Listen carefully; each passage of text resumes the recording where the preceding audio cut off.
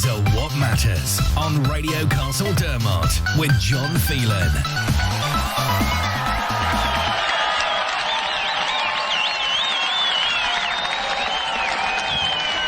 Good evening, and you're all very welcome to another What Matters here on Radio Castle Dermot. I am absolutely thrilled and delighted to be joined this evening by the President of Castle Villa, Tommy O'Connell. Tommy, you're very welcome to Radio Castle Dermot. Thank you, John. Nice to be here. Nice for you to invite me. And Tommy, we're going to have a chat this evening about all things Castle Villa. Exactly. We're going to start at the beginning, and we'll work our way up through the years. Yeah. And when I'm finished with Tommy, Peter Bean will be joining me just to have a little chat about what's happening here in the centre this weekend when Christmas gets kicked off in Castle Dermot with the Christmas fair and the Santa drive-through. So that'll be a bit later on, but first and foremost, and what our main show is about today is all about the local soccer club here in Castle Dermot, Castle Villa. So Tommy, we might as well start at the beginning. Yep. So maybe you might tell us, when was Castle Villa formed? 1969. 1969, yep. And I suppose, Tommy, a more important question would be, why was it formed? Why was it formed? Well, things came together that year. It was shortly after England had won the World Cup in '66. So soccer, everybody was aware of soccer, where we hadn't television, of course, in Castle Dermot, but they knew all the names of the English, Geoff Hurst and all the Charltons and those guys.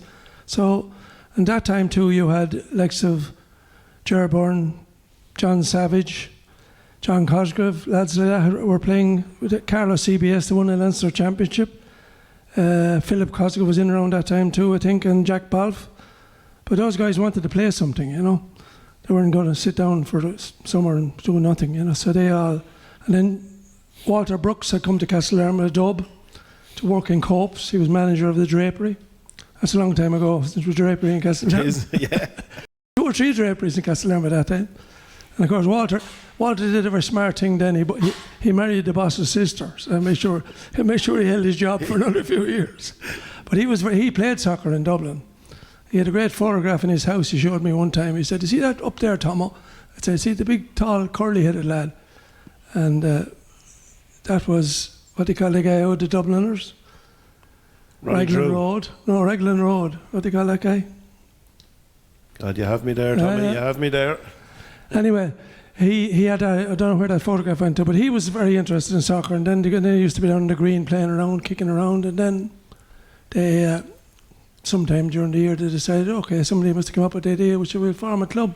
So really it was a kind of get something formalised for these lads. Yeah. Who were handy enough at the game. Yeah, well, they were more Gaelic players. Like, we had very few soccer players.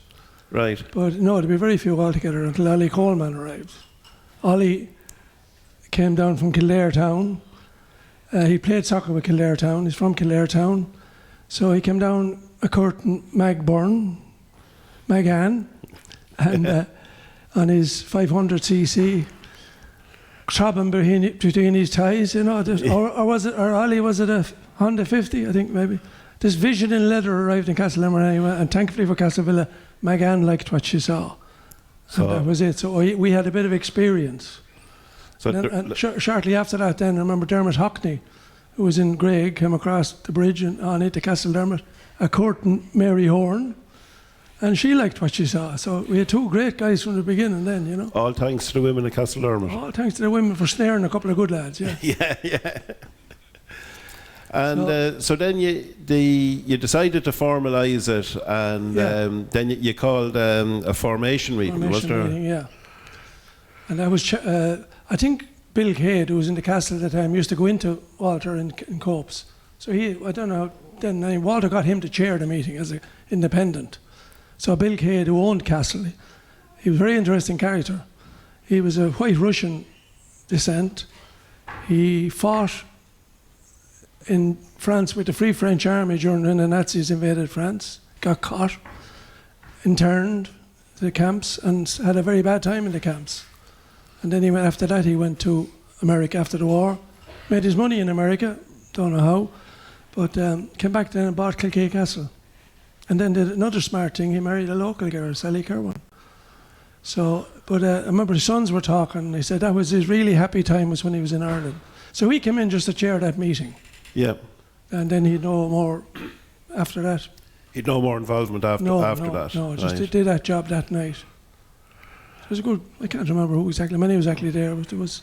And I don't know who proposed Castle Villa, but I wonder they weren't called Abbeylands because there was a big crew from Abbeylands there that night. Right. And so I don't know why it wasn't called Abbeylands, but it was called Castle Villa. A lot of Villa teams that time, of course, in the English League, and probably copying them. Yeah, yeah. And of course, back then as well, Tommy, you weren't playing up in Mallarney Park. You were. I suppose you were getting pitches from local farmers. Is that what was happening? First pitch we had was behind the barracks. Mick Dempsey. He gave us 2 pitches behind the barracks and then across the road a couple of seasons later. And there was a sort of a hut come dressing room up in Copes. So Johnny Marr, John Savage Senior, and Jim Wall. Jim and John would be sort of draftsmen. So between them and the locals, they hauled down this thing anyway. And of course, boys had no problem getting it up. They were experts. And that was our first dressing room. But we got that, got those 2, Mick Dempsey, and after a few years then we moved down the middle road to Midi Cope. And then a few years later, we moved from the middle road out to Ballyburn to Christy Kelly's. That was our last on the road before we bought our own in '84 thereabouts.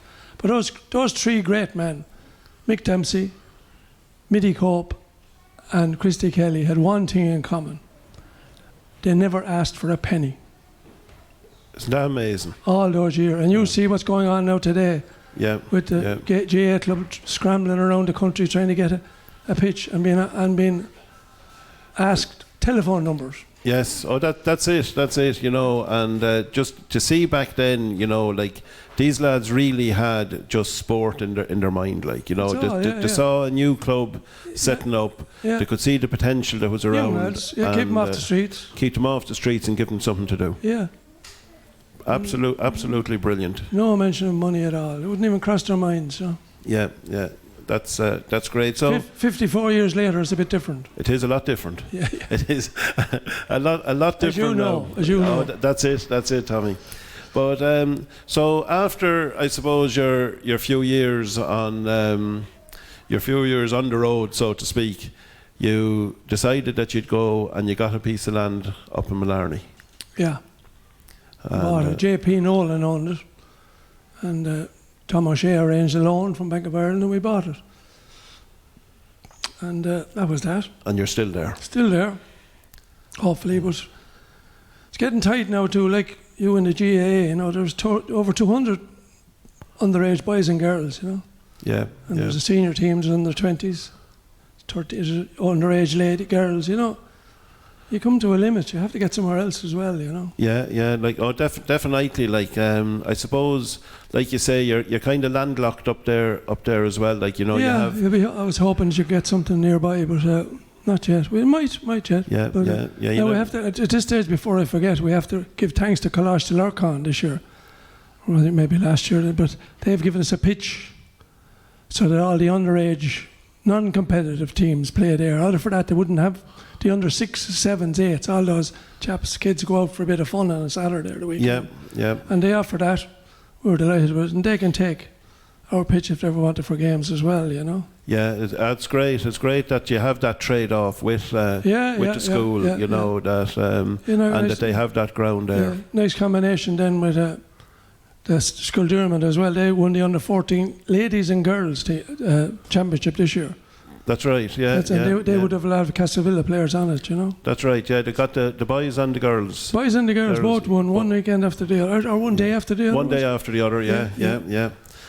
Which is great, and I suppose that shows the interest that is in the town, you know, for the football. And like you say, a lot of those play with Castlevilla. Yeah, and play Gaelic as well, one of them, yeah. And it's so important, I suppose, to have the facilities for them, like, you know. Yeah, keeps them going, keeps them encouraging them. Yeah. You know, and But I suppose going back, Tommy, you got Malarney, but I think that there's a fantastic story and about the festival.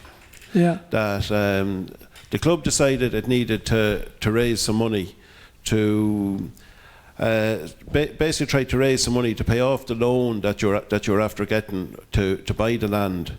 And so you decided to organise, I think it was a 2-week festival, if I'm not mistaken. Yeah. And but there's a great story behind everything, this. race nights and concerts and discos and a football tournament. So we ran into difficulty with the law because we needed a bar for a few of the things. Now, people may say that's not entirely that, but like a race night now, you need a bar. Yes. You have to loosen their tongues first before then you loosen their wallet. You know, that's exactly very it. Yeah. Important, very important. So we got into difficulty because we were going to put up a marquee, but we didn't realise at the time you can't have a bar in a marquee. You have to have a solid building. So then we said we build a solid building onto the marquee. Yeah.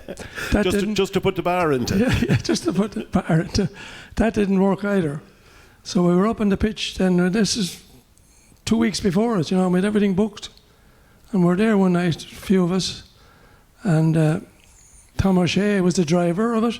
And we had Mick Holloway up because Mick was great, you know, block player and knew all about building to see if it was feasible. Yes. And there were a lot of us, people were having doubts whether it could be done. Couldn't be done, really.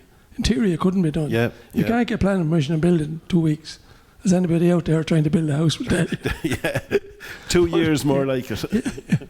Mr. O'Toomey, I think was his name. He had a guy in Dublin who was an architect. He was a customer of Tom's and a client.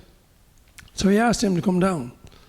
And Tom vacated his own office and spent a couple of weeks on it as well. And gave the office over. And he came down with all his equipment and plans and sketches, all the tools needed of an architect. And he had it all done in 2 days. And then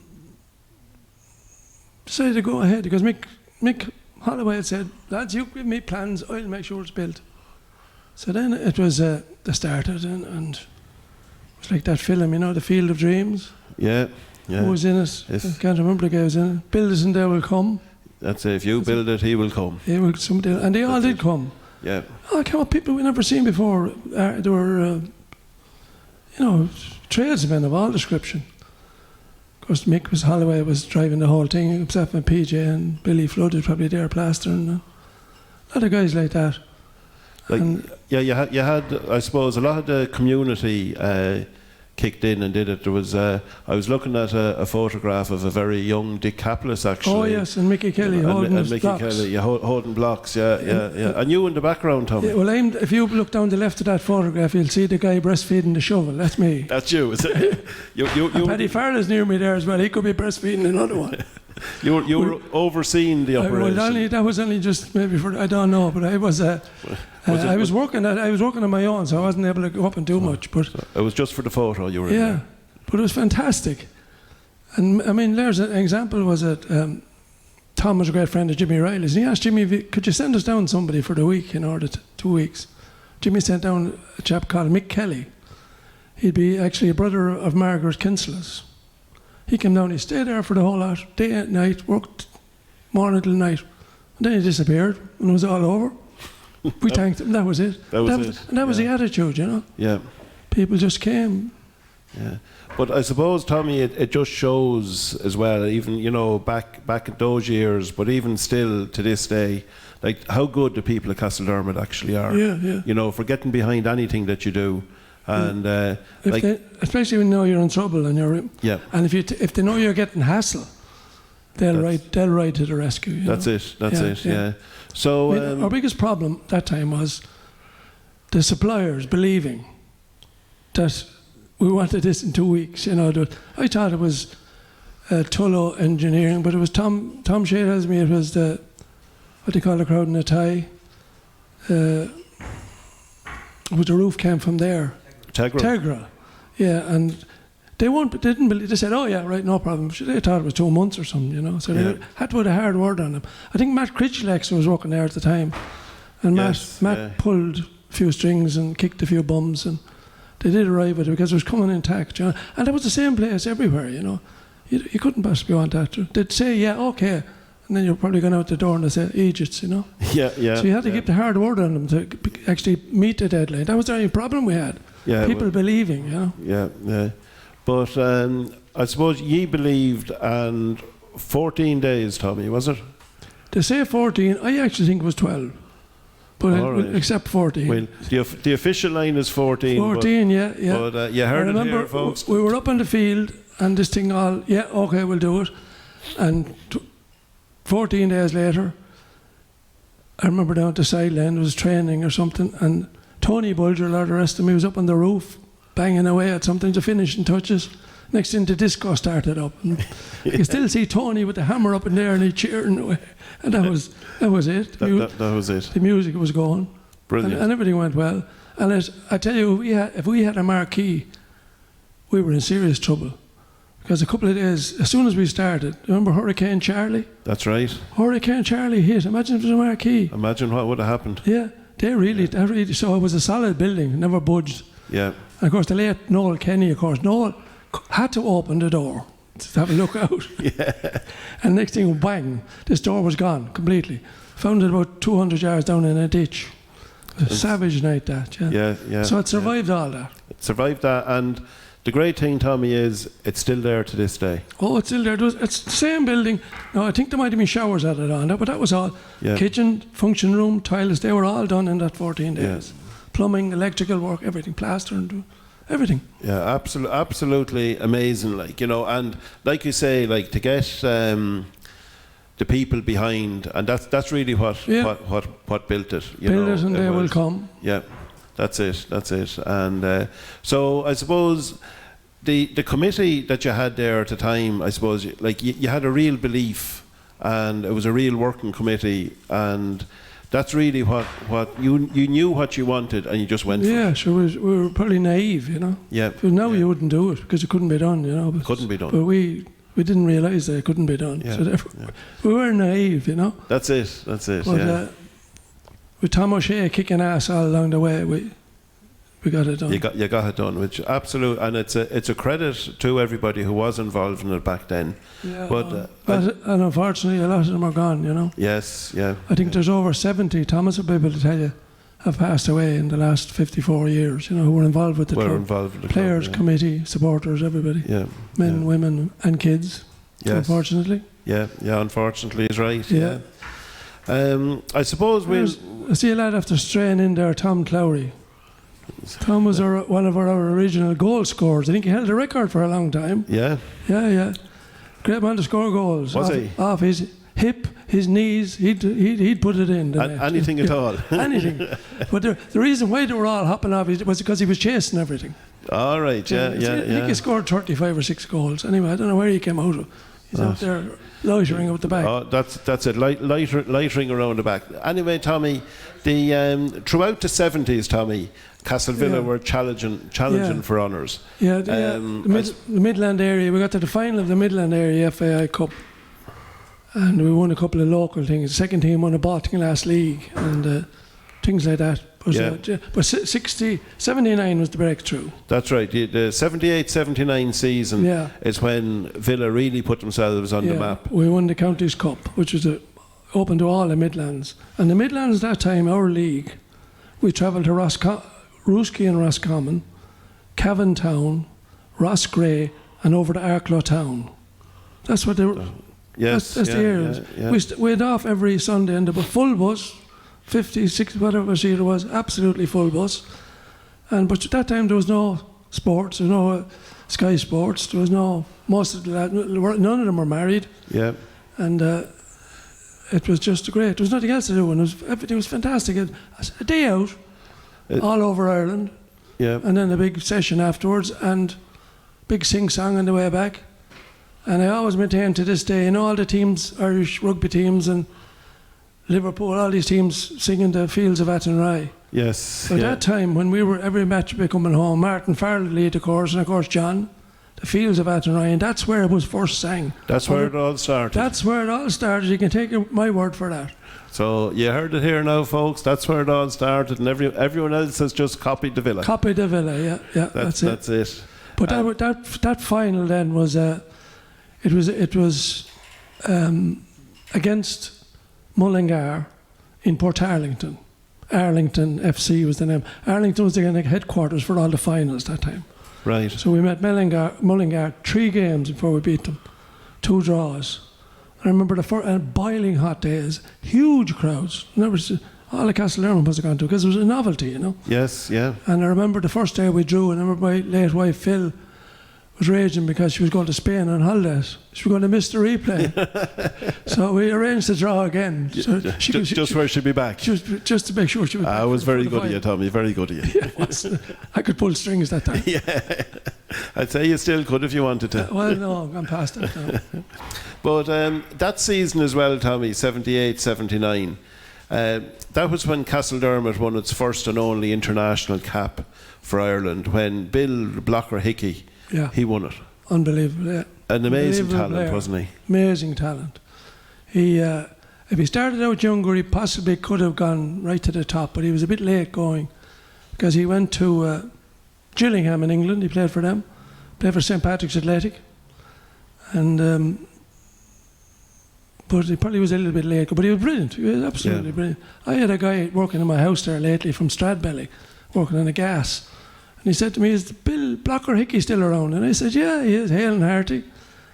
Cheers, he says. He played for Stradbelly. We tried everything, he says. We kicked him up and down. We meant to put 2 men on him. We put 3 men on him. We couldn't get the better of him. Yeah. And I got an anecdote as well. When Bill went to Gillingham, they said, I think it was Gillingham sent, or somebody over there sent him to a specialist, Harley Street, because he had a bad ankle, you know, and the X-ray scanned the ankle, and in the ankle socket of his ankle, they found 6 bone chips. And he said to himself, he could put a name on every one of them. Yeah. Rosenallis, Mountmellick, Mullingar, and Kilkea as well. He knew where they all came from. Yeah. But he was great. And like, I suppose, Tommy, you just touched on it there, I suppose, but what was it like to go around to all these places, like getting on that bus, Fantastic. you know, every Sunday, and like an 11-a-side team, and then you'd have your subs, so you probably had maybe 18, 20 players on the bus, but you were filling a 54-seater. Absolutely, Phil. It was a social. There was nothing else. Yeah. Absolutely nothing. And as I said, nobody was married. No commitments at home. Some of them might have had to get back to their girlfriends, but no, it was great. Just a day out. Yeah. And everybody looked forward to it. Yeah. And the big sing-song, as I said. And it was a real social occasion, I suppose, totally social. For everybody. Yeah. Football side was serious, but the social side was also serious. Yeah. And I suppose, like, then we have the 78, 79, then we moved on into the 80s. Yeah. And there was plenty of success for Castlevilla in the 80s. Ah, loads of it, yeah. But probably from talking to you, Tommy, like 83, 84, it was probably the most successful year for the club, and one of the most important years for the club. Yeah. We, Team of the Year, that's the Football League. We won the Sheeran Cup, which was the big cup played by Dublin and the Midlands. The Whiteley Cup, we'd won that 3 or 4 or 5 times. We won the Premier League counties, and we got Team of the Year. So, and the thing about the Sheeran Cup is sometimes in a cup final you don't necessarily have the best teams, because teams can be knocked out early, knockout competition. But the actual Dublin champions were Drimnagh Dynamos, and we were the Midlands champions. So the 2 of us happened to meet in the final in Dalymount Park. Fantastic occasion.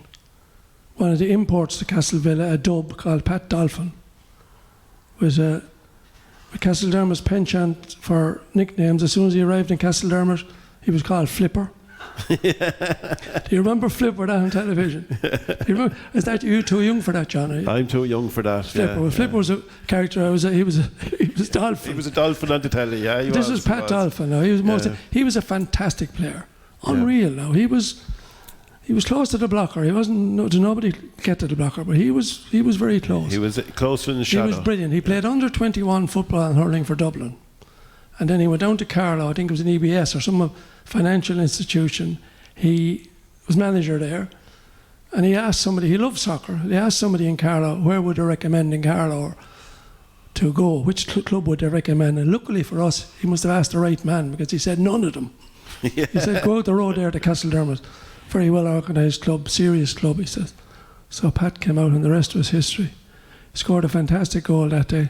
Decky Hennessy, another Castlevilla great, crossed the ball from the right-hand side of the Airmont Park, left it on his toe, and about 50 yards across the pitch. And I remember Merriman in goal for Drimna made a fatal mistake. He came out and Flipper just dusted over his head. Brilliant. Into the goal and took the stands nearly down. It's a fantastic result. A great day out that time in Dalymount. Great for such a small club, to get to play in Dalymount Park. It's probably nearly unheard of nowadays, We played another final in Talca Park. And I think we're in Richmond Park one day. Brilliant. Yeah, it was great. Didn't realise at the time how good it was, And you were talking there about Flipper, but you had other outside influences. We had as well. Very much so, yeah. Which was very important to the club. Yeah, we attracted in fantastic player. I was talking earlier now about Ali Coleman and Dermot Hockney. Dermot Hockney. Sorry, Dermot. But much more people like that. But Pat Dalton was one. Yeah. We had another unbelievable player from Baltlass called Kevin Farrell. He's an American now. Came home for the 50th there 4 years ago. He was an unbelievable player. Absolutely. At the very start, we had a guy between Kilkee and Athy called PJ Cooney. He was very, very good. He was our first outsider, I'd say, who played. Right. Even before Ali or the boys arrived. We were around the same time. But Kevin Farrell. And there was a couple more there now that escaped me at the moment. Chap worked in the Institute in Carlow. Maybe somebody will text in and tell me his name. There you are now, folks. If anyone knows who he is, you might let us know. Great players, yeah. And then there was actually a guy who worked in the bank. I think it was Paul Hart was his name. In his high, he came over. He was brilliant as well, yeah. So I suppose that's just showed, that the quality of the team that you had at the time to attract these good players coming from outside the town, in just to play. Yeah, they just were attracted to the club because they knew the club was serious. You know. A lot of clubs that time were only pub teams. Yes. That's all. But they didn't want to get a ground or. That's probably why they came. We're hoping that's why they came anyway. Yeah. And then lads knew them and. Yeah, but it was unbelievable. Brilliant. They were great players. They were attracting guys like that. That's what made the club what it was. You wouldn't, nowadays, the stranger, the unknown, we see what's happening. They're a danger to everybody. That's it. That time we were delighted to have them. Different times altogether. Oh, that's it. Open arms. Open arms that time. Now, suspicion. The stranger, that's it. Stranger suspicion. That's it. But I'll tell you an anecdote now. I'm a great believer in sport to develop kids. Great. Yep. That time, for my sins, I was training 2 soccer teams on a Tuesday, Thursday night. And after that, I went down to the gym in Colosturcon and I was training 2 ladies basketball teams, one after the other, which was crazy in a way. Yes, yeah. But I was home one night in an idle moment. I was sitting down, relaxed, and I went over all the players, men, boys, girls, women. Went through them all, and every single one of them was working, and that's important. Yeah, they're working because they were taking things seriously. They were training, out getting fresh air. Their contemporaries, their pals were all sitting at home, vegetating in front of the television or out in the pub or wandering around town looking for a bit of mischief. But at that time, unemployment was pretty bad. Yes, yeah. Every single one of, probably about 30 to 40 people were all working. All working, yeah. So sport builds character. Yes, yeah. It teaches them disappointment, to win. It teaches them how to win, and more importantly, it teaches them how to lose. That's it. And like you say, very, very important. And very important for young people today. Yeah. Really don't get too carried away if you win, and don't get too down if you lose. Yeah. Wasn't it Kipling who said, meet triumph and disaster and treat those 2 impostors just the same? That's it. That was very well. He put that very well. Yeah, great. Rudyard Kipling. Yeah. He had a great poet, but he was a kind of a fascist, you know. Yes, yeah. That's another bit of useless information. That's it. Tommy, we talked about the outside influence, but there really was in Castlevilla in those years, there was really a local influence. Oh, big time. And there was a couple of families there, and as well as like we had, I suppose there was two families in particular. You know, there was more. But we had the Hickeys. One road, yeah. They're all down in Lower Abbeylands. Yeah, the lower terrace is John McKenna called. The lower terrace. That's lower it. Terrace, that's yes. it. We had up at the top. We had the Hickeys, Bill's family, Bill and Ger and Lar and Sid and all those guys. Then we had the Farrells next door, Martin, Paddy, Joe. No, I'm after leaving out someone. And then we moved down to the right. We had the Whelans then. The Whelans, beside them, Shum and Joe and a few of them. And then we moved down to the Byrnes, sons of the great Paddy Byrne. Yes. Probably the greatest footballer ever to play for Kildare. Their son, Ger Byrne, or Rint as we call him, he was the original of the species. And he was early on, he was our greatest player. Unbelievable. And then he transferred to Rosslare, and we were only going mid-table at the time, but we so desperately wanted. I used to drive down on the Sunday morning to bring him back up from Rosslare to go off and get a beating somewhere. So, but Ger and Robert and Sport, they were all the Burns. And then if you go around the corner, then you had the Lawlers. You had Johnny and Tommy and Mick, and beside them was the Burns, Dermot, Speedy, and Damien. Yeah. And then, of course, Speedy's son, Brian, who was probably another one of the greatest players we ever produced. He went on to go to America and play semi-professional soccer. He was absolutely brilliant. Brilliant player, yeah. As a young player. Yeah. They came from a great underage team, great underage pool of players. There was. I suppose we'll come to that when you're talking about that great team. That team was Johnny Cosgrave's team, wasn't Johnny it? Johnny Cos and Speedy Byrne and Dermot Hockney. Yeah. Back in they won everything. They were the unbeatables, we called them. The unbeatables. That was in the mid-90s. Well, yeah. Take a word for it. Yeah, the mid 90s. Yeah. Well, if that's wrong, it's wrong. I've been told. Doing the arithmetic. Yeah, they were brilliant. They won everything. Yeah, and then Brian went on. Some of them went on. Liam Cosgrave now was very, very good. But Brian was the one who really he's the one who shone and excelled, and he went on, and I think he played in a couple of trainer cups. Yeah, that's right. And well, lots of the lads played in trainer cups, yeah, you know. Yeah. And then he went Oscar on. Trainer. He got a scholarship right. over in the US. US, yeah. And played soccer there at college level and semi-professional. Yeah. So. And all started up in Mallarney Park. Yeah. Yeah. And you mentioned there, those families, and another great player that the club had was Martin Farrell. Martin Farrell was unbelievable. Martin Farrell should have been Villa's second cap, without a shadow of a doubt. I don't know why he didn't get it. They probably thought maybe one was enough for us or something. Yeah. But the great Walter Brooks, every Wednesday, it was my half day, and I used to go in to do my odd jobs in Carlow. And he was living in Carlow at that time. He was retired, and I called in every day, and all he wanted to talk about was the Villa. And the Villa. But every week it always come up, terrible shame, Tommy, that Martin Farrell, the Dizer, didn't get a cap. And he was right. He should have got. It was a disgrace. He didn't get a cap. He was the best centre half back. He's the greatest header. I hope his head is all right after all the balls he headed. Fantastic scoring goals, and he was unreal. Yeah, unreal. Yeah, and I suppose we'll move on into the 90s. Like in the 90s, okay, we had that young team there, and but like the 90s still brought some great success. To Villa. Yeah. Like the 80s had success. Then the 90s came and there was more success. Oh yeah, so we moved. Probably at that stage we moved into the Kildare League. At that stage they had just formed a new league. Yeah. Yeah, so we went up. We won. I think it was 4 Lumsden Cups. Was it? I don't know whether anybody else has done. Clonmullion are catching up with us, all right.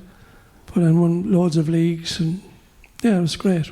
And it was you were building like success on success, and it just showed, the great club that had been built here in Castledermot. Foundation. It's like everything else.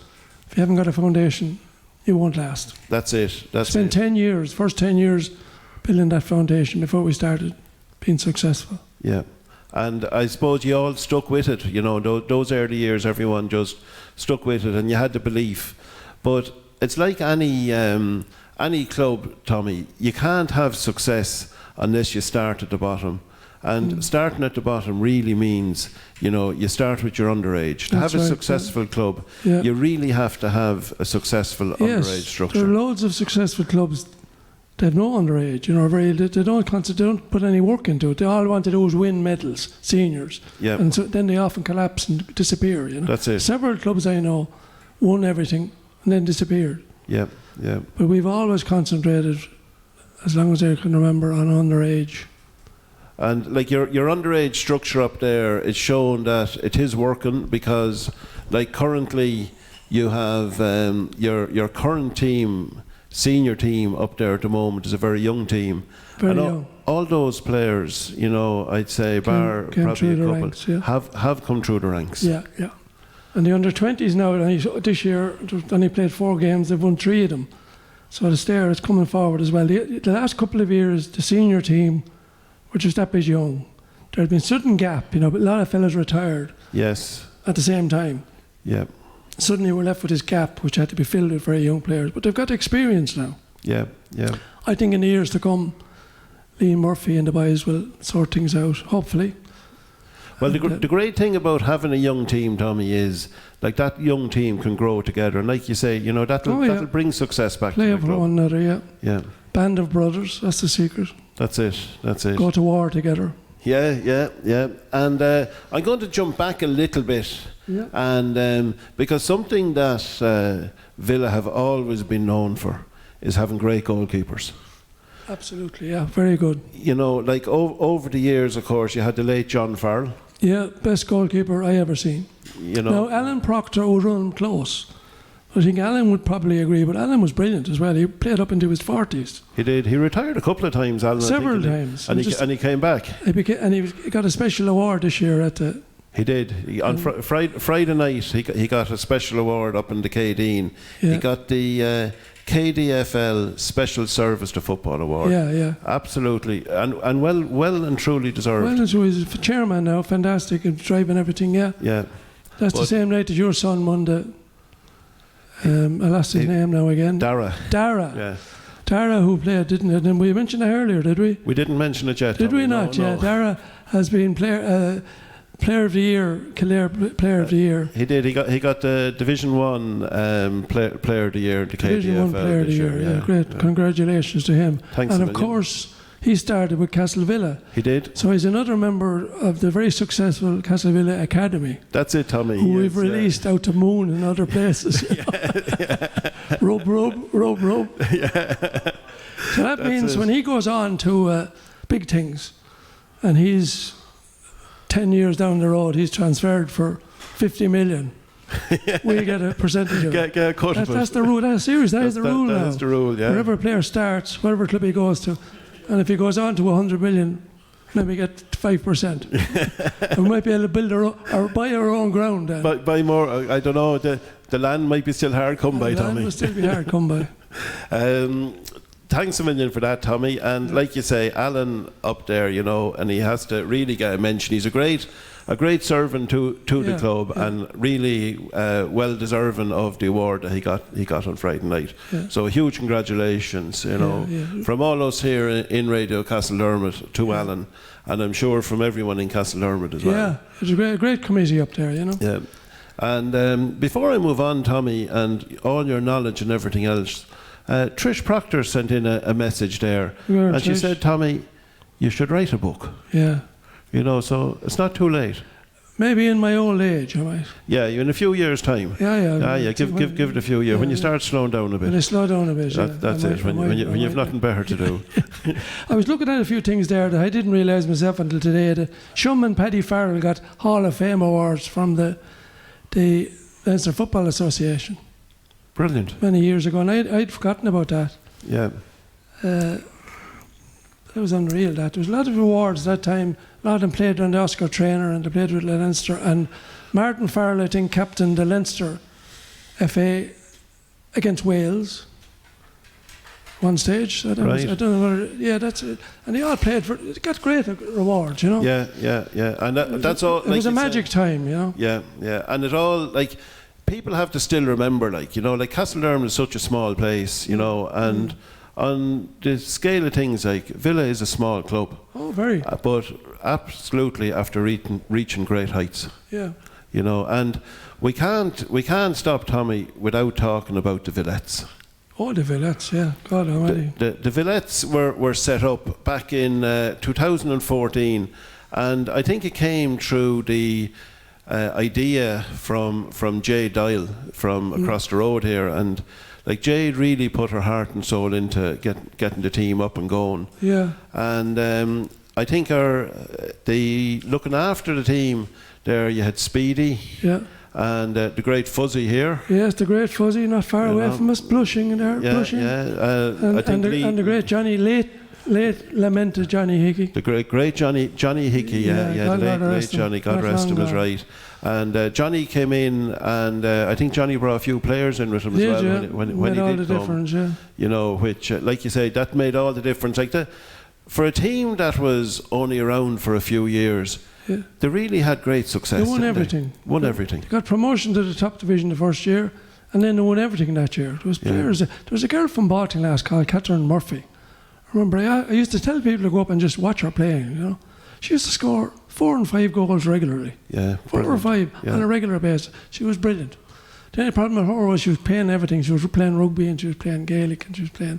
That's the trouble, isn't it? When you have good people that, they go and play. She was as good as she would probably make any man's team. That same girl. Yes, and she was a small girl. She was brilliant. Yeah. And I suppose we have to give a shout out to somebody who is down in the history books as scoring the first goal for the Villettes, and that, I'm told and I well believe, is Ciara Dial. Ciara scored the first goal. Now, how she scored it, I'm not really sure whether it was a deflection or what it was, but it doesn't matter. Ciara. It was probably a screamer from about 25 yards out. It probably was. Or if it wasn't, it will be by the time people finish talking about it. So, Tommy, we can't. Sorry, could I interrupt for a second there? We still have people coming in, and that's in the underage at the moment. There now, they're unbelievable. The teams that are from under 6 upwards. You know, I don't want to name too many names, Rang, but you've Mike Barnes there and Enda Dial and there's another Dial chap, and then there's John Robinson and Chris Sweeney and Mike Barnes. Is it Mike Barnes? Yeah, there's a whole lot I'm probably leaving somebody out, so I'm sorry about that.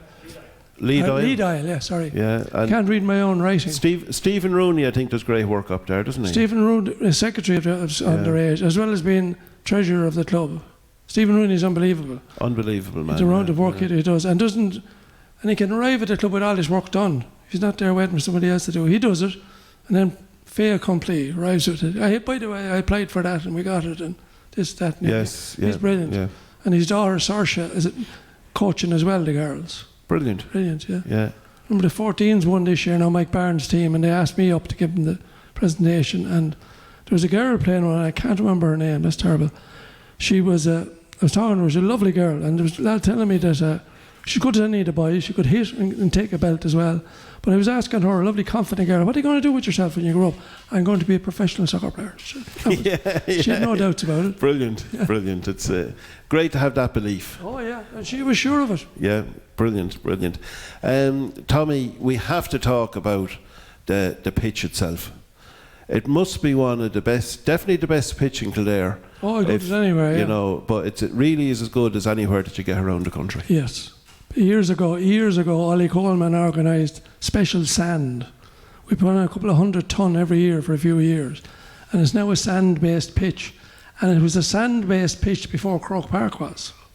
You know, there's about 3 or 4 feet of sand. That's why you never see mucky boots ringing up there anymore. Yeah. And they're minding it then like a lawn. You know, they play all the cup final. They play the Lumsden Cup final there now, and everybody was talking about the condition it was in, like a carpet. Like a carpet, yeah. No, I heard that and the talk around, you know, and it just shows how good it is because, like, year after year, the Lumsden Cup final comes back to there. That's right, yeah. Used to always go to Suncraft or Kyle Dove, but they always go there now. Yeah, absolute, and it's a credit. It's a credit to not only the existing committee, but it's a credit to all the committees. Since you moved into Mallarney Park. That's right. All that committee had a foresight years ago. Ollie and the boys and put the sand down and made all the difference to the pitch. And of course, I can't forget the lotto. Every week in, week out, year in, year out. John Byrne, Pat Core, Tony Gately, Dermot Hockney. Drop in an odd time myself. Every year, every week, doing the work that nobody knows much about. Yeah, now Tommy, you yourself are a legend. You really are. No. A living legend, Tommy. I won't accept the word legend because it's an overused word completely.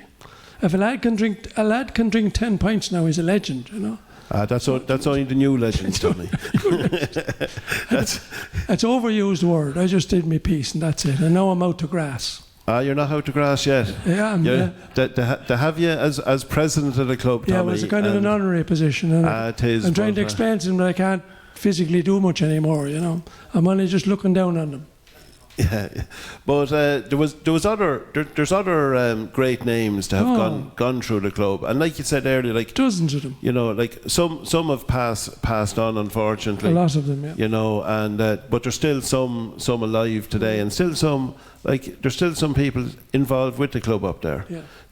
And I suppose tonight is a night to thank all those people over the years, past and present, who have put their shoulder to the wheel and who've made Castlevilla just such the great club that it has been, that it is, and that will remain. Well, yeah. Thanks very much. Yeah. And thanks for those nice words. I want to thank you, Tommy, for coming in and sharing your knowledge. Thank you for inviting me. Sharing your knowledge with us. And I want to wish the club all the success in the under-20s that they're playing at the minute, and all the underage competitive season is still going on up there and going on across the county, and success to the club over the coming years with that young team that's coming through. And like we said, that's just really is building for the future. So thanks a million, Tommy. Thanks for coming in. Thanks very much, John. Thank you for inviting me. And I hope everyone enjoyed Tommy's knowledge. It was great sitting here chatting to him, because that's literally what it was like. It was like sitting down having a chat over a pint. But don't forget to get your answers in. There's no pint. There was no pint. No.